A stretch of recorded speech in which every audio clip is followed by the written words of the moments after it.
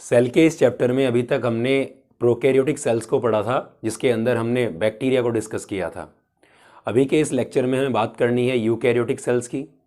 अब जैसे prokaryotic cell के अंदर बैक्टीरिया, माइकोप्लाज्मा और ब्लू ग्रीन एल्गी यानी कि साइनोबैक्टीरिया और बाकी कुछ ऑर्गेनिजम्स आते हैं, ऐसे ही यूकैरियोटिक सेल्स के अंदर प्रोटिस्टा, फंजाई, प्लांट्स और एनिमल्स, ये जो हैं एक यूकैरियोट्स के अंदर आते हैं। तो हमें बात करनी है यूकैरियोटिक सेल्स की। जैसे हमने देखा कि प्रोकैरियोटिक सेल के अंदर जो है एक वेल डिफाइंड न्यूक्लियस नहीं पाया जाता। जैसे हम बताया था लास्ट लेक्चर में कि जैसे ये एक सेल है और इसका एक न्यूक्लियस है। अब न्यूक्लियस के अंदर होगा क्या? Genetic material.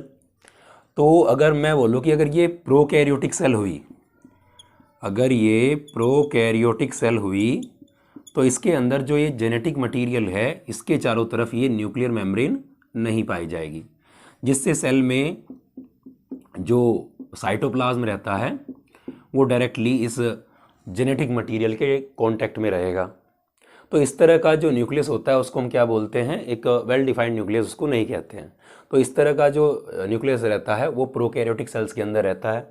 जबकि अभी हम जो बात करने वाले हैं यूकैरियोटिक सेल की, तो इसमें यू का मतलब ही क्या होता है? लास्ट में जैसे हमने लेक्चर में देखा था, यू का मतलब होता है ट्रू, और कैरियोटिक मतलब कहाँ से वर्ड आया? कैरियोन से आया है, जिसका मतलब क्या होता है? न्यूक्लियस। तो जिसमें ट्रू न्यूक्लियस या वेल डिफाइंड न्यूक्लियस पाया जाता है। वेल डिफाइंड का मतलब क्या है कि इस जेनेटिक मटेरियल के चारों तरफ क्या होगा? न्यूक्लियर मेम्ब्रेन होगी, जिससे कि ये जेनेटिक मटेरियल साइटोप्लाज्म के डायरेक्ट कांटेक्ट में नहीं रहता है। तो एक तो बात ये हुई कि न्यूक्लियस की वहाँ पर वेल डिफाइंड न्यूक्लियस पाया जाता है यहाँ पर, और प्रोकैरियोटिक में हमने पढ़ा था कि नहीं पाया जाता है। ऐसे ही हम बात करते हैं कि मेम्ब्रेन बाउंड ऑर्गेनेलीज, जैसे बोलते हैं माइटोकॉन्ड्रिया, क्लोरोप्लास्ट, एंडोप्लाज्मिक रेटिकुलम और जैसे गोल्जाई बॉडी, ऐसे ही बहुत सी ऑर्गेनेलीज हैं। तो वो यूकैरियोटिक सेल्स में तो पाई जाती हैं, लेकिन प्रोकैरियोटिक सेल्स में नहीं पाई जाती हैं। एक ऐसी ऑर्गेनेली है जो यूकैरियोटिक में मिलती है और प्रोकैरियोटिक में भी मिलती है, वो कॉमन है। वो क्या थी? वो है इस तरीके से, क्या बोलते हैं उनको? राइबोसोम्स। तो राइबोसोम्स रहते हैं जो कि कॉमन है। जैसे हम बोलते हैं कि यूकैरियोटिक सेल में वो एंडोप्लाज्मिक रेटिकुलम के ऊपर चिपके हुए या फिर साइटोप्लाज्म में फ्रीली पाए जाते हैं, ऐसे ही प्रोकैरियोटिक सेल में भी राइबोसोम्स पाए जाते हैं। बस डिफरेंस इतना है कि यहाँ पर 70S राइबोसोम पाए जाते हैं और इधर 80S राइबोसोम्स पाए जाएंगे। खैर, ये वाला जो 80S 70S क्या है, ये जब हम राइबोसोम्स पढ़ेंगे तब इसको हम डिस्कस करेंगे। अभी हम जनरल एक छोटा सा एक इंट्रोडक्शन की बात कर रहे हैं प्रोकैरियोटिक और यूकैरियोटिक में डिफरेंस की, कि भाई यूकैरियोटिक क्या है और प्रोकैरियोटिक क्या थे, हमने पढ़े थे। तो ये रहे मेन डिफरेंस। उसके बाद में हम बात करते हैं कि भाई जो यूकैरियोटिक सेल हैं, जिसमें हमने बात की कि भाई फंजाई आते हैं, प्रोटिस्टा आते हैं, प्लांट्स आते हैं, एनिमल्स आते हैं, ये सब यूकैरियोट्स के अंदर है। ठीक है।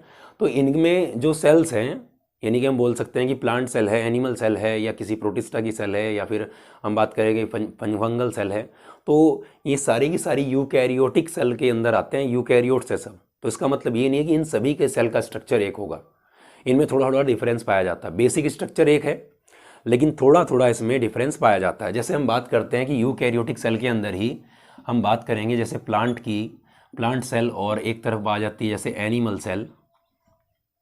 तो प्लांट सेल के अंदर जैसे हम बात करते हैं कि भाई सेल वॉल पाई जाती है, सेल वॉल पाई जाती है, जो कि एनिमल सेल में नहीं होती है। ठीक है। ऐसे ही एनसीईआरटी ने कुछ 2-3 डिफरेंस की बात की है, उसको आपको एक बार नज़र ज़रूर मारनी चाहिए वहाँ पर। ऐसे ही हम बात करते हैं कि भाई वैक्यूल्स, तो वैक्यूल्स जो होते हैं बड़े बड़े सेंटर में बड़े बड़े स्पेस कवर करते हुए पाए जाते हैं प्लांट सेल में। अप टू 90% तक ये स्पेस कवर कर लेते हैं, आपने 9th क्लास में पढ़ा होगा। ठीक है। जबकि एनिमल सेल में जो वैक्यूल्स हैं वो एब्सेंट रहते हैं, या फिर बहुत ही मतलब ना के बराबर उनका साइज़ रहता है, तो हम कह सकते हैं कि नहीं होते। और हम बात करते हैं जैसे क्लोरोप्लास्ट। तो क्लोरोप्लास्ट जो है भाई, क्लोरोफिल इसके अंदर पाया जाता है क्लोरोप्लास्ट के, जिसकी वजह से प्लांट क्या है, लीफ वगैरह हरे रंग की होती है। लेकिन एनिमल सेल में ये चीज़ें नहीं पाई जाती, क्लोरोप्लास्ट नहीं रहते। ऐसे ही और भी स्ट्रक्चर, जैसे एक और बात करते हैं तो सेंट्रियोल। तो जो सेंट्रियोल्स होते हैं वो एनिमल सेल्स में पाए जाते हैं, जनरली सेल डिवीज़न में इनका रोल रहता है, जबकि प्लांट सेल में ये नहीं पाए जाते हैं। तो ये कुछ छोटी सी इन्फॉर्मेशन एनसीईआरटी में कुछ यूकैरियोटिक और प्रोकैरियोटिक में डिफरेंस और प्लांट एनिमल सेल के अंदर थोड़ा थोड़ा सा डिफरेंस के बारे में दी गई है। ठीक है, अभी हमें बात करनी है कि यूकैरियोटिक सेल के स्ट्रक्चर का, ठीक है, या फिर हम कह सकते हैं कि नॉर्मल एक जो सेल होती है उसके अंदर जनरली क्या क्या चीज़ें होती हैं। तो आप देख सकते हैं कि अगर मैं ये कहूँ कि एक ये नॉर्मल एक जनरल सी सेल है, ठीक है, मान लीजिए, तो इसमें मोटा मोटा अगर मैं बोलता हूँ कि एक तो सेल की बाउंड्री होती है, एक तो सेल की बाउंड्री है, ठीक है, हम बोलते हैं कि जैसे मान लीजिए ये सेल मेम्ब्रेन है, ठीक है, बाउंड्री मतलब कवरिंग करेगी। अगर मान लीजिए ये एनिमल सेल है, अगर मैं बोलूँ कि अगर ये प्लांट सेल होती तो इसके ऊपर एक और कवरिंग होती जिसको हम क्या कहते हैं, सेल वॉल कहते हैं। ठीक है, तो ये ओवरऑल सेल वॉल और सेल मेम्ब्रेन ये सेल बाउंड्री के अंदर आ जाएंगे। तो अगर मैं बोलता हूँ इसके अंदर क्या है, तो आप कहेंगे कि इसके अंदर एक लिक्विड भरा है यहाँ से यहाँ तक, इसको हम क्या बोलते हैं, साइटोप्लाज्म कहते हैं। तो मेन अगर मैं इसके कंपोनेंट इसके स्ट्रक्चर की बात करूँ तो साइटोप्लाज्म दूसरा आता है, और तीसरा मैं अगर बात करता हूँ तो सेल में क्या है, न्यूक्लियस है। अब यूकैरियोटिक सेल है तो भाई न्यूक्लियस है, प्रोकैरियोटिक होती है तो हम ट्रू न्यूक्लियस की बात ही ना करते हैं वहाँ पे। ठीक है, तो इस बेसिस पे हम कह सकते हैं कि अगर हमें सेल का स्ट्रक्चर अगर पढ़ना है कि भाई इस चैप्टर के अंदर हम पढ़ेंगे सेल मेम्ब्रेन, सेल वॉल, फिर ऑर्गेनेलीज पढ़ेंगे, तो वो किस तरीके से हम एक इजी तरीके से पढ़ सकते हैं। इसलिए हम क्या करते हैं, इस सेल के स्ट्रक्चर और ऑर्गेनेल वगैरह को समझने के लिए एक पूरे चैप्टर का ओवरव्यू एक ग्राफ से हम ले सकते हैं, एक फ्लो चार्ट से ले सकते हैं। फ्लो चार्ट हम इसके बेसिस पे बनाएंगे, सेल बाउंड्री के अंदर ये आ जाएंगे, फिर साइटोप्लाज्म में क्या होंगे भाई, यहाँ पर साइटोप्लाज्म में क्या होते हैं, ऑर्गेनेली वगैरह होती है, mitochondria, chloroplast, endoplasmic reticulum, Golgi body, ये साइटोप्लाज्म के अंदर, और फिर न्यूक्लियस। तो हम कह सकते हैं कि ओवरऑल इसके स्ट्रक्चर में अगर हम कोई भी सेल हम पढ़ते हैं तो ओवरऑल सेल में हमें 3 पार्ट दिखाई देते हैं। ठीक है, उनके बेसिस पे हम लेके चलते हैं। तो देखिए मैंने लिखा यहाँ पे, अगर मैं बोलता हूँ कि सेल स्ट्रक्चर, सेल का जो स्ट्रक्चर है उसको हम 3 नॉर्मल पार्ट में डिवाइड कर सकते हैं। पहला मैं लिख सकता हूँ कि सेल बाउंड्रीज, सेल बाउंड्रीज, ठीक है। तो सेल बाउंड्रीज के अंदर कौन कौन से आ जाएंगे, हम कहेंगे कि भाई सेल मेम्ब्रेन आ सकता है, जो कि ऑलमोस्ट सभी जो सेल्स होती हैं उनके अंदर पाई जाती है। भाई सेल मेम्ब्रेन जो है, ठीक है, जो सेल मेम्ब्रेन है वो एक यूनिवर्सल स्ट्रक्चर है जो पूरे जो भी सेल है उसके अंदर पाई ही जाएगी। अब कोई कोई सेल ऐसी होती है जिसके अंदर सेल मेम्ब्रेन के बाहर की तरफ एक और बाउंड्री पाई जाती है, जिसको क्या कहते हैं हम, सेल वॉल कहते हैं, सेल वॉल कहते हैं, जैसे कि प्लांट सेल के अंदर मिलती है। ठीक, उसके बाद में तीसरी अगर मैं बात करता हूँ तो भाई यूकैरियोटिक सेल में तो यही पाए जाते हैं, लेकिन यह कि अगर जैसे हमने प्रोकैरियोटिक की बात की थी, बैक्टीरिया की बात की थी, तो वहाँ पे हमने ग्लाइकोकैलिक्स पढ़ा था, ग्लाइकोकैलिक्स जो कि बैक्टीरिया के अंदर था, कैप्सूल। ठीक है, ऐसे हमने स्लाइम लेयर पढ़ी थी। खैर अभी हमें यहाँ फोकस करना है किस पे, इन दोनों पे। उसके बाद मैं बोलता हूँ कि दूसरे नंबर पे क्या आएगा, साइटोप्लाज्म, भाई साइटोप्लाज्म आएगा, और तीसरे पे क्या आता है, न्यूक्लियस आता है। ठीक है, क्योंकि हमने कहा था कि भाई इस तरीके से सेल है, तो सेल में हमने कहा कि भाई ये न्यूक्लियस है, और ये क्या हो गया, यहाँ से यहाँ तक ये साइटोप्लाज्म है, और सेल बाउंड्री में हमने जैसे 2 की बात कर ली, मैक्सिमम कवरिंग सेल वॉल हो गई और एक सेल मेम्ब्रेन हो गई।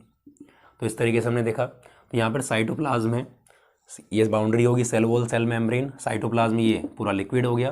तो लिक्विड के अंदर हम क्या देखते हैं, हम लिक्विड के अंदर हम 2 पार्ट देख सकते हैं, साइटोप्लाज्म भी यहाँ पे हम 2 पार्ट में डिवाइड कर सकते हैं।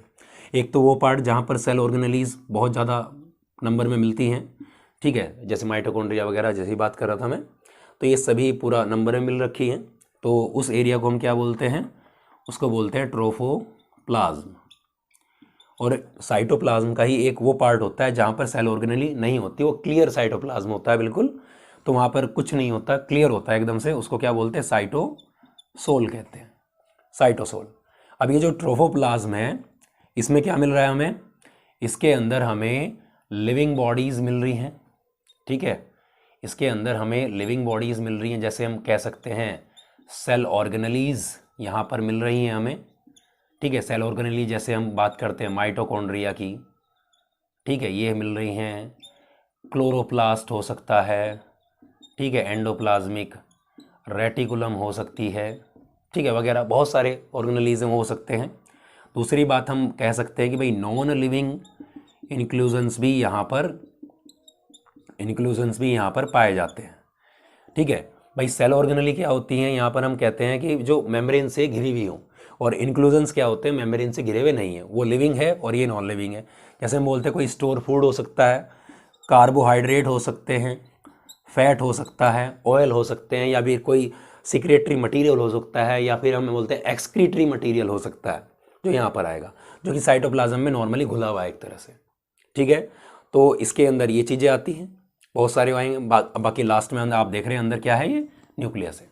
तो बाद में जब न्यूक्लियस पढ़ेंगे तो न्यूक्लियस का स्ट्रक्चर यहाँ है। तो ओवरऑल हमारा चैप्टर इस पूरे फ्लो चार्ट पे क्या करता है, एक फॉलो करता है इसको, कि पहले हम क्या पढ़ेंगे, सेल बाउंड्रीज पढ़ेंगे, उसके यानी कि सेल मेम्ब्रेन और सेल वॉल, ग्लाइकोकैलिक्स हम पढ़ चुके हैं बैक्टीरिया में इससे पहले लेक्चर में, और साइटोप्लाज्म में हम पढ़ेंगे क्या, ये सेल ऑर्गेनेलीज, और सेल ऑर्गेनेलीज के बाद में क्या हो जाएगा, न्यूक्लियस आ जाएगा। बाकी ये जो कार्बोहाइड्रेट फैट वगैरह हैं ये सब आपको बायोमोलिक्यूल्स के चैप्टर में मिलेगा आपको पढ़ने के लिए। ठीक है, तो शुरू करते हैं हम अपने इस लेक्चर को सेल बाउंड्री यानी कि सेल मेम्ब्रेन से। तो आइए शुरू करते हैं अपनी पहली सेल बाउंड्री को, जिसका नाम है cell membrane.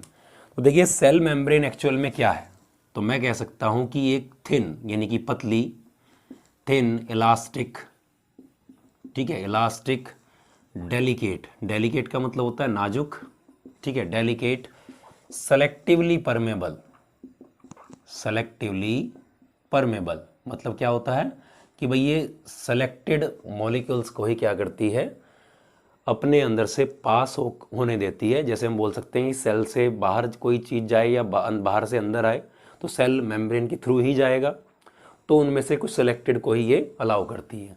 Selected, selectively permeable and living boundary, living boundary है। जबकि दूसरे वाली जो इसके बाद हम पढ़ेंगे सेल वॉल, वो एक डेड स्ट्रक्चर है, मैच्योर होने पर सेल वॉल कैसी है, डेड हो जाती है। लेकिन ये कैसी है, ये एक लिविंग स्ट्रक्चर है, ठीक है, लिविंग है। तो ये नॉर्मल सी हम कह सकते हैं कि डेफिनेशन हुई यहाँ पर ये सेल मेम्ब्रेन की। अब देखिए अगर स्ट्रक्चर की बात करते हैं यहाँ पर, तो एक्चुअल में सेल मेम्ब्रेन का स्ट्रक्चर कैसा है, वो किस तरीके से बनी है, ये पूरा जो क्लियर हो पाया वो माइक्रोस्कोप यानी कि इलेक्ट्रॉन माइक्रोस्कोप की डिस्कवरी के बाद ही हो पाया। जब इलेक्ट्रॉन माइक्रोस्कोप की डिस्कवरी हो गई उसके बाद में धीरे धीरे इसकी जो गुत्थी है वो सुलझी कि एक्चुअल में सेल मेम्ब्रेन बनी किस चीज़ की है और कैसे इसका स्ट्रक्चर है।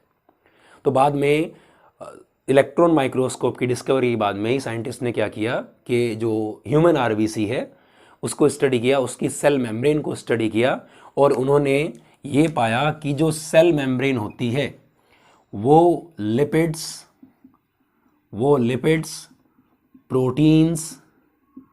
प्रोटीन्स मेनली इनकी बनी होती है, लिपिड्स, प्रोटीन्स, और अगर हम कहें तो थोड़ा बहुत क्या होता है यहाँ पर कार्बोहाइड्रेट्स भी इसमें पाया जाता है, ठीक है, जैसे ग्लाइकोप्रोटीन और ग्लाइकोलिपिड्स की फॉर्म में पाया जाता है। जो लिपिड होता है वो मेनली कौन सा है, लिपिड जो है यहाँ पर फॉस्फोलिपिड है। लिपिड किस फॉर्म में है, फॉस्फोलिपिड्स की फॉर्म में है, जिसको अगर कहें तो फॉस्फोग्लिसराइड भी आप लिख सकते हैं, फॉस्फोग्लिसराइड। एनसीईआरटी ने फॉस्फोग्लिसराइड मेंशन किया है, तो एक तरह क्या है, ये फॉस्फोलिपिड ही है। तो फॉस्फोलिपिड की जो परसेंटेज है सेल मेम्ब्रेन के अंदर वो अराउंड 40% तक लिपिड पाया जाता है जो है बना हुआ है। दूसरी बात हम करते हैं कि प्रोटीन की, तो जो प्रोटीन है, प्रोटीन की परसेंटेज सेल मेम्ब्रेन में वो 52% है, और कार्बोहाइड्रेट बहुत ही कम अमाउंट में है, अराउंड हम कह सकते हैं 1 से 2% है, बाकी दूसरे मटेरियल हैं कुछ। तो ये कंपोजिशन एक तरह से हम कह सकते हैं कि सेल मेम्ब्रेन की इस तरीके से क्या है, कंपोजिशन रहती है। अब बात ये आती है कि जो अलग अलग टाइम पर अलग अलग साइंटिस्ट ने कुछ स्ट्रक्चर सेल मेम्ब्रेन के दिए हैं कि भाई सेल मेम्ब्रेन एक्चुअल में किस तरह का स्ट्रक्चर है, तो अलग अलग टाइम पर अलग अलग साइंटिस्ट ने दिए हैं। इनमें से सबसे अच्छा जो मॉडल रहा सेल मेम्ब्रेन को के स्ट्रक्चर को एक्सप्लेन करने के लिए वो रहा सिंगर एंड निकोलसन का fluid mosaic model, fluid mosaic model. ठीक है, ये काफ़ी एक्सेप्टेड मॉडल है जो कि दिया था सिंगर और निकोलसन। ये दो साइंटिस्ट थे, सिंगर एंड निकोलसन। ये दो साइंटिस्ट थे, इन्होंने 1972 में सेल मेम्ब्रेन के को एक्सप्लेन करने का, उसके स्ट्रक्चर को एक्सप्लेन करने का एक मॉडल दिया जिसको कहा फ्लूइड मोज़ेक मॉडल। इनके इस मॉडल के अकॉर्डिंग, इस मॉडल में क्या कहा गया कि जो प्रोटीन्स हैं वो लिपिड के अंदर मोज़ेक पैटर्न में अरेंज रहती हैं। Proteins are arranged in phospholipid layer as a mosaic pattern, कि जो प्रोटीन है वो लिपिड यानी कि फॉस्फोलिपिड है एक्चुअल में, कि फॉस्फोलिपिड लेयर के अंदर वो मोज़ेक पैटर्न में अरेंज रहती है। तो हम कह सकते हैं कि भाई क्या लिखा कि proteins are arranged in phospholipid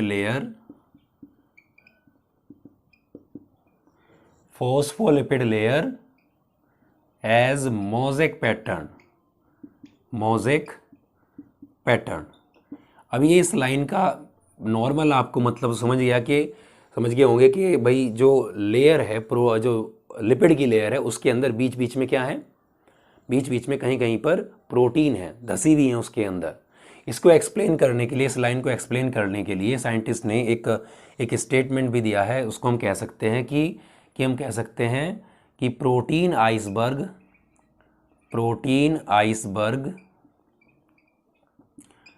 in a sea of lipid, यानी कि समुद्र है जैसे लिपिड का पूरा, और उसमें बीच बीच में क्या है भाई, आइसबर्ग, प्रोटीन के आइसबर्ग, मतलब तैर रहे हैं, डूबे हुए हैं उसमें ऊपर। तो इस तरीके से हम कह सकते हैं कि ये स्ट्रक्चर है। बाकी इसको और अगर अच्छे से समझें तो इंडियन साइंटिस्ट ने इस लाइन को कैसे समझाया है, उन्होंने कहा कि गुलाब जामुन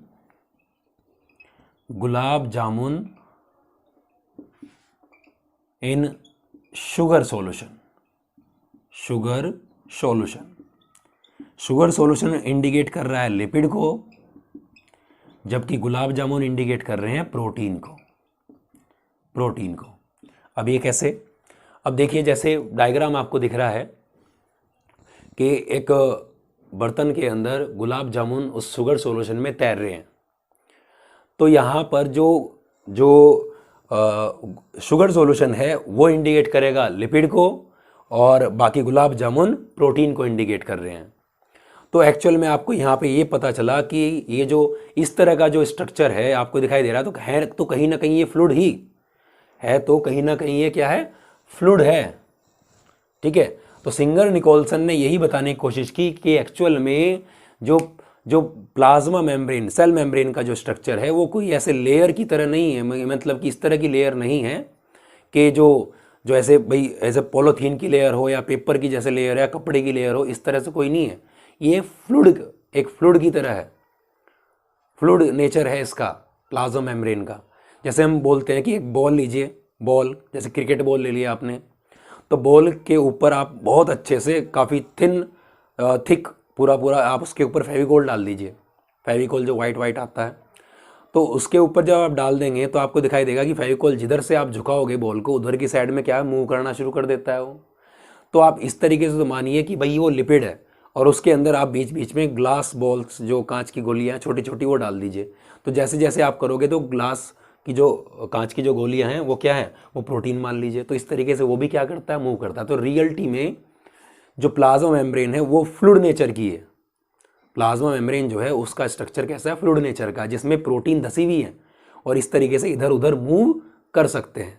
तो आगे हम पढ़ेंगे इसमें कि भाई कैसा है, क्वासीफाइड, कैसा नेचर है, क्वासीफाइड नेचर है। तो इन्होंने क्या बोला है इस लाइन के लिए कि भाई जो क्वासीफाइड का जो स्टेटमेंट एनसीईआरटी में लिखी है कि भाई सिंगर एंड निकोलसन के अकॉर्डिंग जो नेचर है प्लाज्मा मेम्ब्रेन का वो क्वासीफाइड है। तो इसके लिए क्या कहा है कि quasified nature of lipid enables lateral movement of protein within the overall bilayer. ठीक है, ये एनसीईआरटी की सीधी सीधी लाइन है इसके लिए। तो इसमें क्वासीफाइड का मतलब है, क्वासी का मतलब होता है भाई सेमी, यानी कि ये सेमी फ्लूइड है, ठीक है, सेमी फ्लूइड है नेचर के अंदर, जैसे मैंने अभी फेविकोल का आपको एग्जांपल दिया, और जिसके अंदर प्रोटीन की लेटरल मूवमेंट हो सकती है। अभी हम स्ट्रक्चर बनाएंगे इसका, उसमें आपको समझाऊंगा एक एक करके, ये तो बस एक ओवरव्यू ऊपर से दे रहा हूँ अभी। प्रोटीन जो है उसके अंदर लेटरल मूवमेंट करती हैं, तो यही जो नेचर है प्लाज्मा मेम्ब्रेन का, इसे ही फ्लूइडिटी कहा जाता है। तो फ्लूइड नेचर है इसका। तो यहाँ पर हम बात करते हैं अब इसको पूरा एक एक पॉइंट लेके डिटेल में कि किस तरीके से सिंगर निकोलसन ने इसको एक्सप्लेन किया है। तो हमने बताया कि लिपिड, प्रोटीन और कार्बोहाइड्रेट ये यहाँ पर पाए जाते हैं। तो एक एक करके हम देखते हैं। पहले हम लिपिड की बात करते हैं कि लिपिड किस तरीके से है। यहाँ पर लिपिड भी कौन सा होगा? फॉस्फोलिपिड। किस तरीके से फॉस्फोलिपिड है। प्रोटीन की बात करेंगे, प्रोटीन किस किस टाइप की यहाँ पर हैं, और कार्बोहाइड्रेट तो उसके स्ट्रक्चर की बात करेंगे। और हमने बोला कि लिपिड नेचर है। और ये सारा पढ़ने के बाद में फिर एक बार रिकैप लेंगे फ्लूइड-मोज़ेक मॉडल का, उसके स्ट्रक्चर के अकॉर्डिंग कि एक्चुअल में कैसा दिखाई देगा। उसके बाद में आपको एक बार एनसीईआरटी रीड करनी है, 100% आप क्लियर हो जाएगा। तो चलिए अब पहले देखते हैं कि हमने कहा कि 3 टाइप से पार्ट होते हैं इसमें। पहला हम बात करते हैं फॉस्फोलिपिड की, ठीक है, फॉस्फोलिपिड की, ठीक है। तो हमने क्या कहा कि फॉस्फोलिपिड की 2 लेयर यहाँ पर पाई जाती है। जैसे मैं बोलता हूँ कि एक सेल है, ये न्यूक्लियस है इसका, तो यहाँ पर जो ये मेम्ब्रेन है, सेल मेम्ब्रेन, इसको अगर हम देखते हैं, इसको हम जूम करके देखते हैं, तो हमें यहाँ पर ये एक सिंगल नहीं है ऐसे, ये इस तरीके से डबल लेयर होती है, 2 लेयर है तो एक ही मेम्ब्रेन एक है, लेकिन उसमें 2 लेयर्स पाई जाती है। जैसे आप कभी वो लेके आते हैं स्टिकर, तो स्टिकर क्या है, इस तरीके से आप एक चिपकने वाला पार्ट होता है, एक नॉर्मल उसको उतारने वाला होता है। तो लगता है एक है, लेकिन होते कितने हैं वो? 2। ऐसे ही मेम्ब्रेन भी कितने? 2 लेयर्स में होती है। जैसे यहाँ पे आपको दिखाई दे रहा है, एक लेयर ये लिपिड की ये रही और दूसरी ये रही, ये आपको दिखाई दे रहा है, ये वाले स्ट्रक्चर ये है लिपिड। ये देखिए लिखा है फॉस्फोलिपिड। तो ये लिपिड की एक लेयर ये है और एक लेयर ये है। तो इस तरीके से 2 लेयर यहाँ पर पाई जाती है। जैसे रजिस्टर होता है, कॉपी, नोटबुक, तो उसमें एक जो है मेन जो कवर है, एक ऊपर की साइड में है, एक नीचे की साइड है, और बीच में क्या है? पेजेस होते हैं। तो इसी तरीके से यहाँ पर देखिए एक ऐसे लेयर है, एक ऐसे लेयर है, तो 2 लेयर यहाँ पे होती है। इसलिए हम बोलते हैं कि इसमें कितनी लिपिड की 2 लेयर पाई जाती है। इसलिए बोलते हैं कि cell membrane is a lipid bilayer structure. इसमें क्या है? लिपिड की 2 लेयर पाई जाती हैं, फॉस्फोलिपिड की 2 लेयर पाई जा रही हैं, ठीक है। जिसके अंदर बीच बीच में आप देख रहे हैं कि प्रोटीन धसी हुई एक तरह से, और साइड में भी हैं, जिनकी बात हम अगले जो हमारा हेडिंग आएगी प्रोटीन, उसमें करेंगे। तो लिपिड जो फॉस्फोलिपिड होता है, फॉस्फोलिपिड देखिए, फॉस्फोलिपिड जो है इसमें ज़्यादा क्या पाया जाता है? ये rich in unsaturated fatty acid, unsaturated fatty acids, unsaturated fatty acid ज़्यादा पाया जाता है इसके अंदर। इसीलिए, और अनसैचुरेटेड फैटी एसिड आपको पता है कैसा होता है? नॉर्मल यही रूम टेम्परेचर पे कैसा होता है? लिक्विड, ठीक है। तो लिक्विड रहता है नॉर्मल टेम्परेचर पे। तो हम क्या बोल सकते हैं कि जब ये अनसैचुरेटेड फैटी एसिड ज़्यादा है फॉस्फोलिपिड में, जो कि लिक्विड है नेचर में, तो इसीलिए that's why the cell membrane is fluid in nature में कैसे होती है? ये फ्लूइड होती है, ठीक है। जैसे बोलता है ना कि सिंगर निकोलसन ने कि कैसा है? फ्लूइड-मोज़ेक मॉडल, जिसके अंदर प्रोटीन मोज़ेक पैटर्न में धसी हुई है। तो एक एक करके देखते रहिए, धीरे धीरे आपको क्लियर हो जाएगा। तो हमने ये बात कही। दूसरी बात हमने कही कि यहाँ पर जो लिपिड बाइलेयर है, तो यहाँ पर हमने कहा कि फॉस्फोलिपिड एक्चुअल में, तो फॉस्फोलिपिड का एक अगर हम यहाँ पर मॉलिक्यूल दिखाते हैं ऐसे, तो ये कुछ ऐसे है। तो यहाँ पर ये वाला इसका हेड पोर्शन हो गया, और ये होगी इसकी टेल वाली पोर्शन। तो टेल वाला जो पोर्शन होता है ये हाइड्रोफोबिक होता है, ये हाइड्रोफोबिक होता है नेचर में। और हेड वाला क्या होता है? हाइड्रोफिलिक होता है। हाइड्रोफिलिक मत, hydro means water, philic means love, यानी कि जो वाटर से अट्रैक्ट करेगा। और हाइड्रोफोबिक यानी कि फोबिक मतलब क्या होता है? फोबिया, फियर, जो पानी से दूर भागेगा, ठीक है। तो ऐसे हमने कहा कि भाई ये नॉर्मल एक स्ट्रक्चर है। हमने कहा कि सेल थी, जैसे ये न्यूक्लियस, ये सेल मेम्ब्रेन है, तो बाहर एक्वस सॉल्यूशन, अंदर साइटोप्लाज्म का वो भी एक्वस सॉल्यूशन। तो ये यहाँ से ये वाला जो एरिया ये बाहर की तरफ रहेगा, देखो आउटसाइड द सेल, और ये अंदर सेल के अंदर का है, ये वाला इनसाइड द सेल, ठीक, अंदर की साइड। तो हम ये कहते हैं कि इधर की साइड में ये वाला सिरा आ जाएगा और इधर की साइड में ये वाला सिरा आ जाएगा। तो यहाँ से और यहाँ से ये प्रोटेक्ट रहती है, और जो हाइड्रोफोबिक यानी कि पानी से दूर भागेगा, जो अट्रैक्ट नहीं करता उसकी तरफ, तो ये जो है ये बीचों बीच में है। तो इससे हम कह सकते हैं कि लिपिड का जो हाइड्रोफोबिक वाला पार्ट है, हाइड्रोफोबिक वाला पार्ट प्रोटेक्ट रहता है आउटर इन्वायरमेंट से, ठीक है, एक्वस सॉल्यूशन से, बाहर का हो या अंदर का हो, इस पैटर्न की वजह से वो सुरक्षित रहता है, क्योंकि यहाँ पर हाइड्रोफोबिक टेल अंदर की तरफ है। जैसे हम कहते हैं कि रजिस्टर है, कॉपी है नोटबुक, तो उसके अंदर हम कहते हैं कि जैसे मान लीजिए हमने कवर चढ़ाया हुआ है प्लास्टिक का, तो उस पर हम कह सकते हैं कि पानी से ऊपर जो है वो प्रोटेक्ट रहती है, अंदर वाली प्रोटेक्ट रहती है, मतलब नीचे वाली, और बीच के पेजेस जो हैं जो पानी से ख़राब हो सकते हैं वो दोनों के बीच में सुरक्षित है। तो ऐसे ही ये भी क्या है, टेल वाला रीजन भी सुरक्षित है एक्वस इन्वायरमेंट से। तो हमने ये कहा, ठीक है। और इसी आगे हम देखते हैं इसमें, तो हमने क्या बोला था अभी कि जो क्वासिफाइड नेचर है, क्वासिफाइड नेचर है जो प्लाज्मा मेम्ब्रेन का, इसकी वजह से क्या होता है कि जो ये प्रोटीन इसके अंदर धसी हुई है इधर उधर मूव कर सकती हैं, इधर उधर ऐसे साइड में मूव कर सकती हैं। जैसे हमने कहा कि भाई जैसे फेविकोल एक बॉल पे डाल दीजिए तो इधर उधर उसमें कुछ हमने डाल दिया कंकड़ पत्थर, तो वो इधर उधर मूव कर सकता है ऐसे, तो ऐसे ये भी मूव कर सकते हैं ऐसे। तो क्लासिफाइड नेचर की वजह से ही उसी प्रॉपर्टी को हम क्या कहते हैं, मूव करने की उसमें प्रोटीन की, उसी को हम फ्लूइडिटी कहते हैं। तो इसी को हम क्या कहते हैं भाई, इसी की वजह से क्या है, फ्लूइडिटी है। और फ्लूइड नेचर की वजह से ही सेल मेम्ब्रेन के जो फ्लूइड नेचर है, due to fluid nature, cell membrane के फ्लूइड नेचर की वजह से ही जो सेल मेम्ब्रेन है ये हेल्प करती है सेल की, किसमें, हम बोल सकते हैं सेल ग्रोथ में।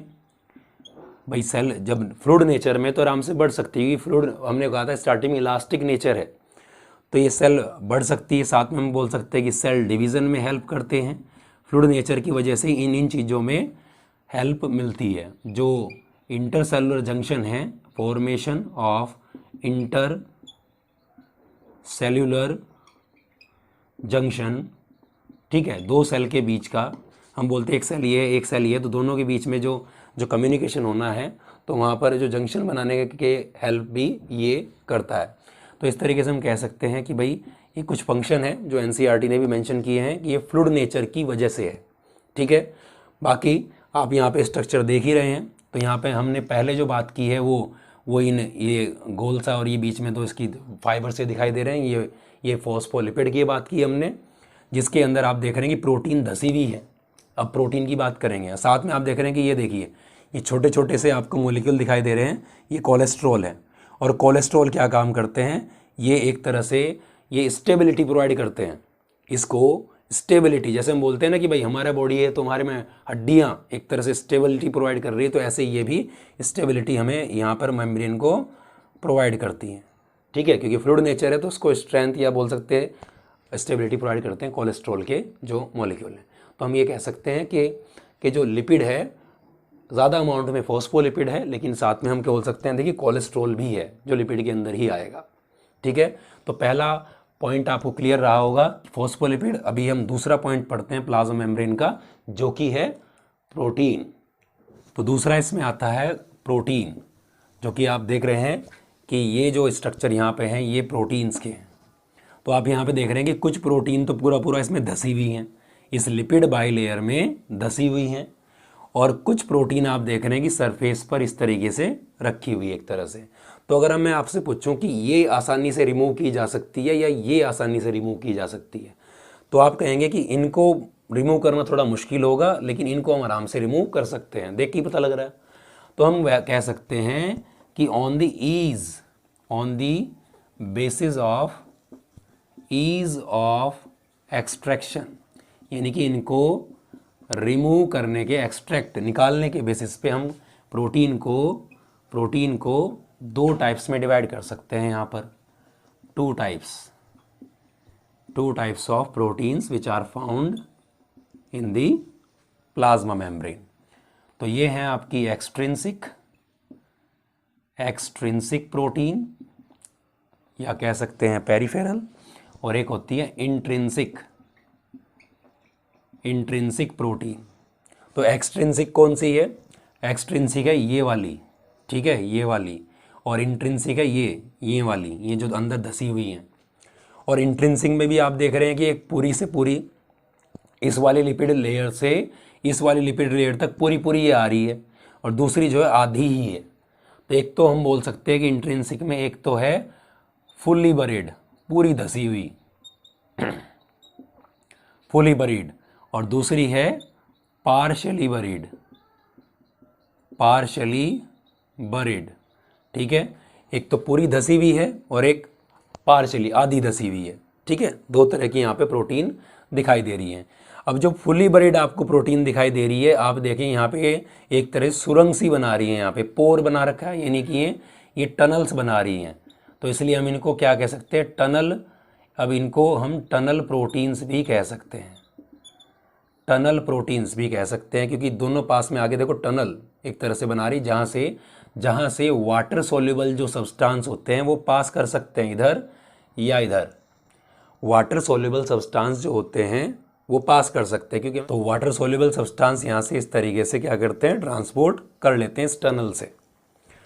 तो उसके बाद में हम देखते हैं तो एक्सट्रिंसिक प्रोटीन, तो फुली बरीड में हमने क्या बोला था भाई? टनल्स बना लेते हैं जिनसे वाटर सोल्यूबल सब्सटेंसेस क्या करते हैं? सब्सटेंसेस पास कर सकते हैं यहाँ से। एक्सट्रिंसिक में हम बात करते हैं कि ये वाली जो है जिनको ईजिली रिमूव किया जा सकता है, ठीक है, कैन बी रिमूव्ड ईजिली, इनको ईजिली रिमूव किया जा सकता है, जबकि इनको ईजिली रिमूव नहीं किया जा सकता, ठीक है ना। ये खैर ये तो आपको डायग्राम देख के पता चल रहा है। एक्सट्रिंसिक में रिमूव ईजिली इनको नहीं किया जा सकता, ठीक है, जिसकी वजह से हम मतलब ये साइड में आपको दिखाई दे रही है रखी हुई। और जनरली इनका रोल क्या था? कैटालिटिक होता है इनका रोल, कैटालिटिक बोलते हैं, या फिर एंजाइमेटिक, ठीक है। एंजाइमेटिक ये यानी कि रिएक्शन में के रेट को बढ़ाने घटाने, यानी कि एंजाइम की तरह ये फंक्शन करती हैं यहाँ पे, ठीक है। तो ये रहा हमारा नॉर्मल सा जो स्ट्रक्चर था प्रोटीन और इसके फॉस्फोलिपिड के अकॉर्डिंग। साथ में ये देखते हैं कि देखिए अब आपको इसके अलावा भी कुछ दिखाई दे रहा होगा कि यहाँ पर जैसे ये ग्लाइकोप्रोटीन और ग्लाइकोलिपिड लिखा हुआ है। तो हमने स्टार्टिंग में कहा था कि फॉस्फोलिपिड और प्रोटीन, फॉस्फोलिपिड जैसे बोला था 40% तक लिपिड है और प्रोटीन 52% तक है, और बहुत ही कम अमाउंट में क्या है? कार्बोहाइड्रेट भी प्रेजेंट रहता है। तो हल्का सा हम कार्बोहाइड्रेट की भी बात करते हैं, लेकिन इससे पहले एक चीज़ और देख लेते हैं कि जैसे हमने कहा था कि भाई फ्लूइड नेचर है प्लाज्मा मेम्ब्रेन का, जिसमें प्रोटीन इधर से इधर ऐसे क्या कर सकती हैं? मूव कर सकती हैं, जैसे इधर से इधर ये मूव कर सकती है, लेकिन फ्लिप फ्लॉप मूवमेंट नहीं होता। क्या बोल रहा हूँ? फ्लिप फ्लॉप मूवमेंट नहीं होगा यहाँ पर। फ्लिप फ्लॉप मूवमेंट का मतलब जैसे ये वाली प्रोटीन इधर है तो ये इधर चली जाए, ऐसे नहीं होगा। सिर्फ साइड वाइज मूवमेंट होता है, इस तरीके का ऐसा मूवमेंट नहीं होता है इसके अंदर। तो फ्लूइड नेचर किसकी वजह से है? फॉस्फोलिपिड की वजह से है। क्यों? क्योंकि अनसैचुरेटेड फैटी एसिड के बने होते हैं, जो कि नॉर्मल टेम्परेचर पे लिक्विड होते हैं नेचर में, ठीक है। फ्लूइड नेचर है और उसके अंदर क्या है? प्रोटीन धसी हुई है। इसीलिए जो सिंगर निकोलसन ने कहा था कि यहाँ से जब हम ऊपर से देखते हैं, इनको ऊपर से देखते हैं तो ऐसा लगता है कि भाई जैसे गुलाब जामुन किस में रखे हुए हैं? शुगर सॉल्यूशन में रखे हुए हैं। तो ये प्रोटीन इंडिकेट कर रही है गुलाब जामुन को, और ये जो लिपिड है ये इंडिकेट कर रहा है शुगर सॉल्यूशन को। तो ऊपर से ऐसे दिखाई देते हैं। अब जैसे आपको दिख ही रहा है, नीचे आपको गुलाब जामुन की फोटो और ऊपर जो है ये प्लाज्मा मेम्ब्रेन की एक स्ट्रक्चर आपको दिखाई दे रहा होगा, जो पीछे तक ऐसे है। हम तो साइड से कट करके देखा है इसको, ये दिखाई दे रहा होगा आपको। क्या आप ऐसे ही मान सकते हैं कि जैसे एक अंडे की ट्रे होती है, ऊपर से अंडे जैसे दिखाई देते हैं उसमें एग रखे हुए ट्रे के अंदर, तो ऐसे ही क्या होता है कि ऊपर से ये प्रोटीन इस तरीके से दिखाई देती है वहाँ पे स्ट्रक्चर में। तो आप इसको ऐसे मान सकते हैं। ये जो साइड में ये नहीं कि बस ऐसे ही है, ये स्ट्रक्चर पीछे तक कैसे है? मान लीजिए अगर मैं बोलता हूँ कि भाई आपके पास में एक किताब है ऐसे, तो आप बोलते हो कि भाई इस तरीके से उसमें ऐसे पेजेस हैं। तो ये जो स्ट्रक्चर दिखाई दे रहा है ये यहाँ पर ये ऐसे है, ये ऐसे है, ऐसे ऐसे वाला, ये चीज़ तो यहाँ से, लेकिन ऊपर तक, ऊपर से कैसा दिखाई देगा, ऊपर सीधा ये गोले गोले से दिखाई देंगे मैं सीधा। तो एक्चुअल में ये पीछे तक ऐसी लेयर है, नीचे वाली पीछे तक लेयर है, जैसे ये वाली ऊपर की होगी ऐसे, नीचे वाली इसके बुक के पीछे की साइड में। तो इस तरीके की लेयर है पूरी पूरी। मैं ये जो बताना चाह रहा हूँ आपको, एक 3D एक बन जाए आपके ब्रेन में, तो काफ़ी आराम से आप समझ सकते हो फिर इसको। तो ये तो प्रोटीन की बात हुई। अब बात करते हैं इसके कार्बोहाइड्रेट की। तो जो कार्बोहाइड्रेट्स होते हैं वो जनरली ओलिगोसैकेराइड होते हैं। यहाँ पर ओलिगोसैकेराइड्स होते हैं। ओलिगोसैकेराइड्स किसको कहते हैं, 2 से 10 मान सकते हैं मॉलिक्यूल जो मोनोसैकेराइड के मिलते हैं, तो ओलिगोसैकेराइड कैटेगरी में रखते हैं। ये बायोमॉलिक्यूल्स के अंदर आएगा आपको। तो ओलिगोसैकेराइड होते हैं एक्चुअल में जो कि 2 फॉर्म्स में मिल सकते हैं, या तो वो ग्लाइकोलिपिड्स की फॉर्म में हो, या फिर वो ग्लाइकोप्रोटीन की फॉर्म में हो। ठीक है, जैसे हम कहते हैं ग्लाइकोलिपिड। अब जैसे यहाँ पे आप देख रहे हो कि ये तो लिपिड का मॉलिक्यूल है ये वाला। अब इस लिपिड से ये कार्बोहाइड्रेट लगा हुआ है, तो इसको क्या बोलेंगे, ग्लाइकोलिपिड। ग्लाइको का मतलब क्या हो गया, कार्बोहाइड्रेट, और आपका लिपिड ये हो गया। ऐसे ही हम बोलते हैं कि इस प्रोटीन के साथ में लगेगा तो प्रोटीन है, और साथ में ये है कार्बोहाइड्रेट, तो क्या आ गया, ग्लाइकोप्रोटीन। कार्बोहाइड्रेट और प्रोटीन इस फॉर्म में लगे रहते हैं। जनरली कहाँ मिल रहे हैं, प्लाज्मा मेम्ब्रेन के आउटर साइड पे, आउटर सरफेस पे मिल रही है। ये सेल के अंदर की तरफ वाला है, साइटोप्लाज्मिक फेस है, और ये बाहर वाला आउटसाइड वाला फेस है। ठीक है, तो इस साइड में मिलते हैं ये। और जनरली जैसे मैंने कहा कि सेल मेम्ब्रेन है, तो इसमें क्या होगा, बाहर की साइड में की तरफ मिलते हैं। और जनरली इसका बेस्ट एग्जांपल मैं कह सकता हूँ कि सेल ये काम क्या करते हैं, इंटरेक्शन, या फिर बोल सकते हैं सेल को पहचानने में, सेल रिकॉग्निशन में हेल्प करते हैं। ठीक है, किसमें हेल्प करते हैं, यहाँ के कार्बोहाइड्रेट सेल रिकॉग्निशन के अंदर करते हैं। एक सेल दूसरी सेल को पहचानती है, उसमें हेल्प करते हैं। जिसका बेस्ट एग्जांपल है कि हम बोलते हैं कि फर्टिलाइजेशन प्रोसेस के अंदर जब हम कहते हैं कि एक स्पर्म एक ओवम को क्या करता है, फर्टिलाइज करता है, तो उसी स्पीसीज का स्पर्म अपनी स्पीसीज के ओवा को पहचानता है। तो वो किसके थ्रू पहचानता है, इन कार्बोहाइड्रेट के वजह से ही पहचान पाता है। तो ये रहा आपका सेल मेम्ब्रेन का पूरा जो स्ट्रक्चर था, फ्लूइड मोज़ेक मॉडल के अकॉर्डिंग भी, और नॉर्मल इस तरीके से। आपको एनसीईआरटी जरूर पढ़नी है इसके बाद। ठीक है, क्योंकि नॉर्मल अगर आप पहले एनसीईआरटी पढ़ते हो तो जनरली एक तो इंटरेस्ट नहीं आता है और समझ में नहीं आता, लेकिन वीडियो को देख के आपको अच्छे से समझ में आया होगा। और उसके बाद में अगर आप एक बार एनसीईआरटी करेंगे तो आपको पूरा का पूरा फोकस आ जाएगा, मतलब कि पूरा समझ में आ जाएगा, और आराम से आप क्वेश्चंस कर सकते हैं फिर। ठीक है, ये रफली नोट्स बनाएं अपने इस लेक्चर के अकॉर्डिंग, क्लास नोट्स, और उसके बाद में एनसीईआरटी पढ़ें, बहुत अच्छे से टॉपिक क्लियर हो जाएगा आपका। तो ये तो सेल मेम्ब्रेन का स्ट्रक्चर था। अब देख लेते हैं सेल मेम्ब्रेन के जो फंक्शंस हैं, फंक्शन जो हैं उसके मेन, जो एक्टिव पैसिव ट्रांसपोर्ट है उसके अकॉर्डिंग देखते हैं अभी। तो इसके फंक्शन की बात करते हैं अभी। तो ट्रांसपोर्ट, भाई सेल मेम्ब्रेन का मेन फंक्शन है मॉलिक्यूल्स का ट्रांसपोर्ट करना। अब ट्रांसपोर्ट को इस डायग्राम से हम समझने की कोशिश करेंगे, और एक एक करके हम देखते हैं किस तरह का ट्रांसपोर्ट करते हैं प्लाज्मा मेम्ब्रेन से होता है। तो पहले हम देखते हैं कि भाई इससे जो ट्रांसपोर्ट होता है वो हम बोल सकते हैं कि 2 तरीके से हो सकता है। ठीक है, या तो हम कहेंगे कि भाई वो पैसिव ट्रांसपोर्ट हो सकता है। ठीक है, समझने की कोशिश करेंगे। पूरा ट्रांसपोर्ट का जो चैप्टर है वो 11 चैप्टर भी है आपका वैसे, ट्रांसपोर्ट इन प्लांट्स। बाकी यहाँ पर आप समझने की कोशिश करें। और एक होता है एक्टिव ट्रांसपोर्ट। ठीक है, तो यहाँ पर जो पैसिव ट्रांसपोर्ट है, पैसिव ट्रांसपोर्ट का मतलब होगा कि जैसे मान लीजिए सेल का आउटसाइड है, ये सेल का इनसाइड है, इधर से इधर जाए या इधर से इधर आए मॉलिक्यूल, वो बिना किसी एनर्जी का यूज़ किए हुए जाएगा। तो transport across the membrane without the expenditure of energy, बिना एनर्जी का खर्चा किए हुए। तो यहाँ से हम क्या कर सकते हैं, लिख सकते हैं विदाउट एक्सपेंडिचर ऑफ एनर्जी।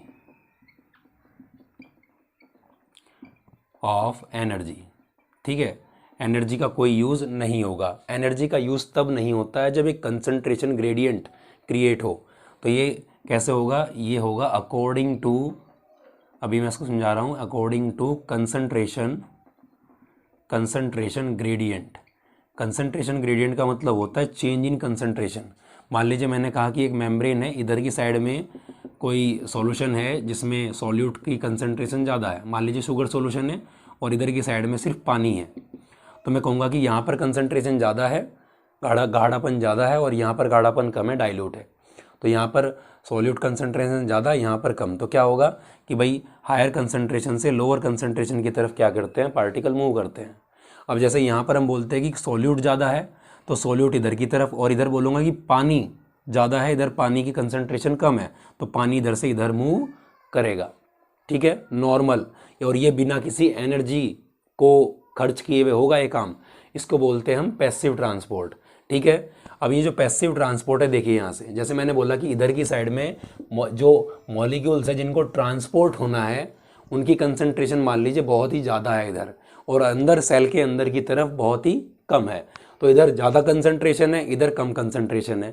तो नॉर्मली हम बोलते हैं जैसे यहाँ से कुछ अलग अलग तरीके से हम बोल सकते हैं, हो सकता है तो बिना किसी चीज़ के, जैसे कुछ मॉलिक्यूल्स होते हैं सीधा जो न्यूट्रल मॉलिक्यूल्स हैं वो सीधा ऐसे ट्रांसपोर्ट हो जाएंगे बिना किसी रुकावट के।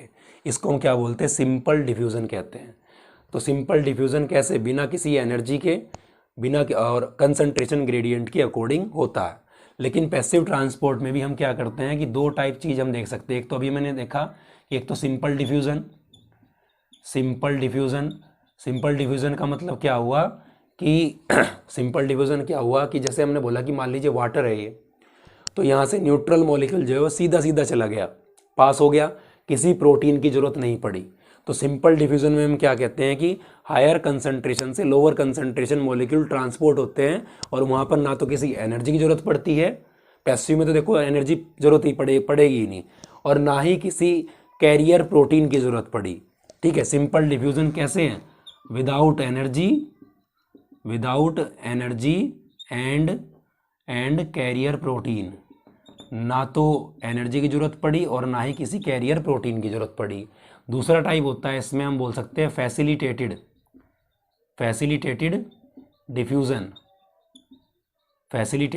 डिफ्यूज़न। जैसे कुछ पोलर मॉलिक्यूल, भाई सिंपल जो डिफ्यूज़न है इससे कौन पास करता है, इसमें एनसीईआरटी ने दिया यहाँ पर कि यहाँ पर ये जो न्यूट्रल जो मॉलिक्यूल्स हैं वो पास करते हैं सिंपल डिफ्यूज़न से, ध्यान दीजिएगा। और फैसिलिटेटेड डिफ्यूज़न क्या होता है, ये ट्रांसपोर्ट या बोल सकते हैं diffusion transport through carrier protein के द्वारा होगा। जो कुछ मॉलिक्यूल हैं वो डायरेक्टली पास नहीं कर पाते इस मेम्ब्रेन से, इस नॉन पोलर, भाई लिपिड बाइलेयर कैसी है, ये नॉन पोलर है, इस नॉन पोलर से कुछ पोलर मॉलिक्यूल पास नहीं कर पाते, तो उनके पास करने के लिए क्या करना पड़ता है, कुछ मेम्ब्रेन प्रोटीन, यानी कि जैसे ये टनल प्रोटीन आप पढ़ाई थी अभी, जैसे चैनल प्रोटीन है, ये चैनल बना रही हैं, तो कुछ कैरियर प्रोटीन की आवश्यकता पड़ती है। जैसे यहाँ पर हमने एक ये बनाई और कुछ ये बनाई यहाँ पर। ठीक है, तो इस तरीके से क्या कर सकते हैं, जैसे सीधा जैसे मैंने बोला कि ये वाले मान लीजिए पोलर मॉलिक्यूल है कोई, तो ये क्या करेगा, इसके थ्रू जाएगा, यहाँ से नहीं जा सकता है। तो ये मेम्ब्रेन प्रोटीन की वजह से गया है, और मेम्ब्रेन ने मतलब प्रोटीन ने इसको क्या किया, हेल्प किया, इसीलिए इसको क्या कहा, फैसिलिटेटेड डिफ्यूज़न कहा। फैसिलिटेटेड मतलब हेल्प करके जाएगा, हेल्प किसने की, प्रोटीन ने की, तभी ये अंदर पास हुआ है। लेकिन इसके लिए भी कंडीशन है, कंसंट्रेशन ग्रेडियंट होना चाहिए, यानी कि हायर कंसंट्रेशन इधर, लोअर इधर, तभी ये तभी काम करेगा, अदरवाइज ये भी काम नहीं करता। ऐसा नहीं होगा कि इधर लो कंसंट्रेशन इधर हाई कंसंट्रेशन फिर भी ये ले रहा है, तब नहीं होगा। हायर से लोअर ही पैसिव ट्रांसपोर्ट होगा, लोअर से हायर एनर्जी लगेगी तब वो एक्टिव हो जाएगा। तो हमने कहा कि facilitated diffusion transport through carrier protein के थ्रू होगा। एक तो ऐसे हो गया, और इस डायग्राम में और देख सकते हो आप, एक फैसिलिटेटेड डिफ्यूजन कैसे हो सकता है, ये तो चैनल मेडिएटेड हो गया, कैरियर प्रोटीन ने भाई चैनल बनाया, ऐसे ये कैरियर मेडिएटेड। यहाँ से क्या होगा कि मान लीजिए ये प्रोटीन इस तरह का ये मार्कर है, मान लीजिए ऐसे, ठीक है, ये मॉलिक्यूल आया यहाँ से ऐसे, ये कैप मान लीजिए मॉलिक्यूल है, ये इसके ऊपर यहाँ अटैच हुआ, और ये क्या हो जाता है, ऐसे घूम गया ऐसे, तो ये कहाँ जाएगा, ये ऐसे अंदर आ गया यहाँ पे। या फिर ऐसे जब हम एक्टिव पढ़ेंगे तो यहाँ पे ऐसे, तो ये ऐसे चला गया बाहर, तो ये इस तरीके से क्या है, मूवमेंट कर लेती हैं। तो कैरियर मेडिएटेड, कैरियर प्रोटीन है, ठीक है। तो दोनों ही केस में क्या है, प्रोटीन का यूज़ हुआ है, तो फैसिलिटेटेड डिफ्यूजन कहलाएगा। ये देखिए लिखा, दोनों के लिए फैसिलिटेटेड डिफ्यूजन का यूज़ हुआ है, और साथ में कंडीशन क्या है, कंसंट्रेशन ग्रेडियंट। दूसरी बात ये भी है कि जब वाटर का ट्रांसपोर्ट होता है मेम्ब्रेन के थ्रू, तो वाटर मॉलिक्यूल भाई ट्रांसपोर्ट हो रहा है नॉर्मल हायर कंसंट्रेशन से लोअर कंसंट्रेशन, सिंपल डिफ्यूजन है वाटर की है, तो उसके लिए हम वर्ड यूज़ क्या करते हैं, तब हम वर्ड यूज़ करते हैं ऑस्मोसिस। ऑस्मोसिस यानी कि वाटर का मूवमेंट हायर से लोअर कंसंट्रेशन, इसको हम क्या कहते हैं, ऑस्मोसिस कहते हैं। ठीक है, तो ये तो इतना पार्ट हुआ। बात करते हैं एक्टिव ट्रांसपोर्ट की। तो एक्टिव ट्रांसपोर्ट में क्या होता है, एनर्जी का यूज़ करना पड़ता है। और यहाँ से किस मॉलिक्यूल का ट्रांसपोर्ट होता है, यहाँ से होते हैं कुछ आयंस वगैरह का, कुछ आयंस वगैरह हैं उनका ट्रांसपोर्ट होता है। और किसके अगेंस्ट होता है, अगेंस्ट कंसंट्रेशन ग्रेडियंट। यानी कि अगेंस्ट कंसंट्रेशन ग्रेडियंट का मतलब क्या, इधर हायर कंसंट्रेशन है इधर लो कंसंट्रेशन है, फिर भी लो से बाहर उल्टा पहुंचाया जा रहा है, फिर भी लो से उसको उल्टा पहुंचाया जा रहा है बाहर की तरफ, एनर्जी देनी पड़ेगी।